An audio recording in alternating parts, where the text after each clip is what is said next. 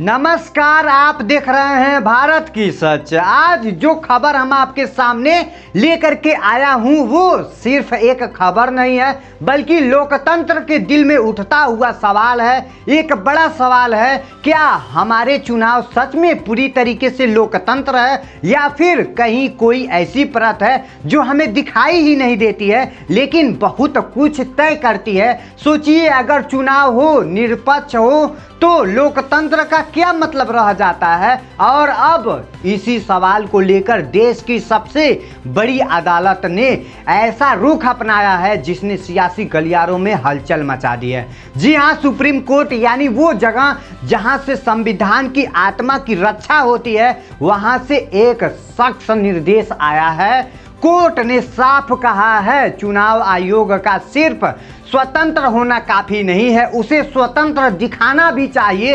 अब आप खुद सोचिए, दिखाना भी चाहिए। ये शब्द इतने साधारण नहीं है, इनके पीछे छुपा है एक गहरा शक, एक गहरी चिंता। क्योंकि अगर जनता की भरोसा ही नहीं होगा तो आप फिर चुनाव चाहे जितना भी करवा लो, उससे फायदा होने वाला नहीं है। और यहीं से शुरू होता है असली खेल। मामला है चुनाव आयुक्त की। जब नियुक्ति का यानी वो लोग जो तय करते हैं कि चुनाव कैसे होंगे, किस तरह होंगे और कितने निष्पक्ष होंगे, अब तक जो व्यवस्था बनी उसमें एक बड़ा बदलाव किया गया। और यही वह बदलाव आपको सवाले के कटघरे में खड़ा कर दे रहा है। पहले सुप्रीम कोर्ट के एक बड़े फैसले में यह तय किया गया था कि चुनाव आयुक्तों के चयन में 3 लोग होंगे, प्रधानमंत्री, लोकसभा में नेता विपक्ष और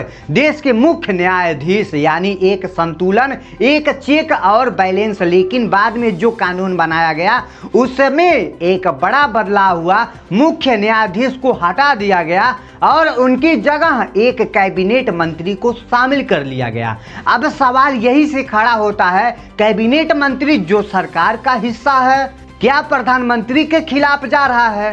कोर्ट ने भी यही सवाल उठाया है। और जब यह सवाल उठा तो अदालत में सन्नाटा सा छा गया, क्योंकि जवाब आसान नहीं था।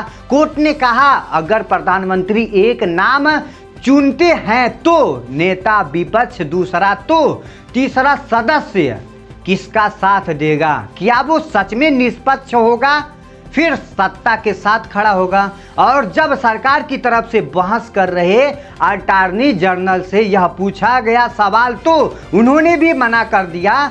और व्यवहारिक रूप से शायद कैबिनेट मंत्री प्रधानमंत्री के खिलाफ न जाएं, बस यही वो पल था जिसने पूरे मामले को और भी गंभीर बना दिया। क्योंकि अगर ऐसा हुआ तो फिर क्या पूरी प्रक्रिया पर कार्यपालिका का ही नियंत्रण होगा? क्या नेता विपक्ष की मौजूदगी सिर्फ एक औपचारिक बनकर रह जाएगी? और अगर फैसले हमेशा 2 वर्सेस 1 से होंगे तो क्या ये पहले से तय नहीं होगा कि नतीजा किसके पक्ष में जाएगा? यही से लोकतंत्र के उस आईने में दरार दिखने लगती है जिसे हम सब अटूट मानते हैं। कोर्ट ने साफ कहा, अगर ऐसा होता है तो फिर नेता विपक्ष को समिति में रखने की औचित्य ही नहीं है। क्या यानी सवाल सिर्फ एक नाम का नहीं बल्कि पूरी व्यवस्था का है। और अब ये मामला सिर्फ कानूनी बहस तक नहीं सीमित रहा, ये बन चुका है एक बड़ा राजनीतिक और संवैधानिक टकराव। आगे क्या होगा? क्या ये कानून बदलेगा या फिर कोई और बड़ा फैसला आएगा? ये जानना बेहद दिलचस्प होगा, यानी कि आने वाले समय में क्या होगा। लेकिन कहानी यही खत्म नहीं होती है, क्योंकि अब इस मामले ने एक और बड़ा मोड़ ले लिया है। क्योंकि अब इस पूरे मामले में एक और परत खुल चुकी है और ये परत सीधी जुड़ती हुई है संविधान की ताकत और संसद के अधिकार से। सुनवाई के दौरान सरकार की तरफ से एक बड़ी दलील सामने आई। कहा गया कि सुप्रीम कोर्ट का जो पहले फैसला था वो सिर्फ एक अंतरिम व्यवस्था थी। जब तक संसद कानून न बना दे, यानी जैसे ही संसद ने कानून बना दी वो व्यवस्था अपने आप खत्म हो गई। अब जरा इस तर्क को भी समझिए। एक तरफ सुप्रीम कोर्ट का फैसला है जिसमें संतुलन बनाने की कोशिश की जा रही है, और वहीं पर दूसरी तरफ कानून जिसमें अब संतुलन को बदल दिया गया। अब सवाल यह है, क्या संसद सुप्रीम कोर्ट के फैसले की आत्मा को बदले बिना ही ऐसे कानून बना सकती है? या याचिकाकर्ताओं ने यही सवाल उठाया है। उन्होंने कहा है जब तक उस फैसले का आधार मौजूद है तब तक उसके खिलाफ कोई भी कानूनी कार्रवाई नहीं की जाएगी।